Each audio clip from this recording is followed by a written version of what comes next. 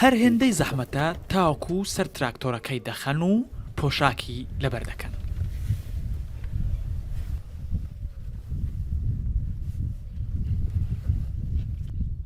لە دوورەوە سەیریکەی وا دەزانی ئەوە مرۆڤە تراکتۆر لێدەخورێت. خاوەنەکەی لە دواوە پاڵ دەکەوێت و سەگەکە جوتیاریەکەی بۆ دەکات. پریگونتان ناوی سەگەکەیە. لە سەگی بەڕەڵاوە بۆ یەکێک لە باشترین شوفێری تراکتۆر لە دەشتایەکانی بۆینس ئایرسی پایتەختی ئارژەنتین.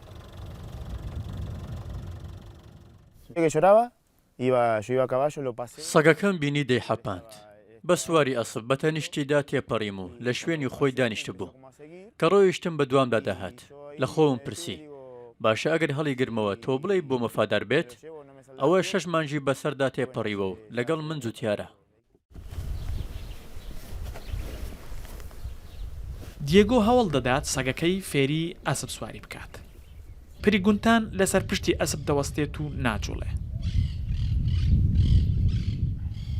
بەڵام وا دەردەکەوێت تا ئێستا ئەسب سواریەکەی تەنیا بۆ خۆ دەرخستنە. ڤیدیۆکان دەستکاری نەکراون، پلانیان بۆ دانەڕێژراوە. لەو کاتانە تۆماریان دەکەم کە تراکتۆر لێ دەخورێت یاخود لەسەر پشتی ئەسب یان کە سەرقاڵی بڕینی چیمەنم. من تەنیا ئەوەندە دەکەم، جلەکانی لەبەر دەکەم. ڤیدیۆکان هی ئەو کاتانن.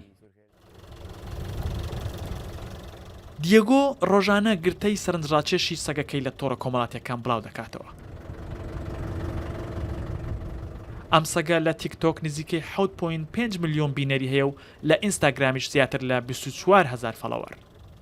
هەر ئەو سەگە کە لە 2016دا لە کوچە کۆڵانەکان هەڵگیراوەتەوە بووەتە هۆی بەناوبانگبوونی دیێگۆی خاوەنی لە تۆڕە کۆمەڵاتیەکان.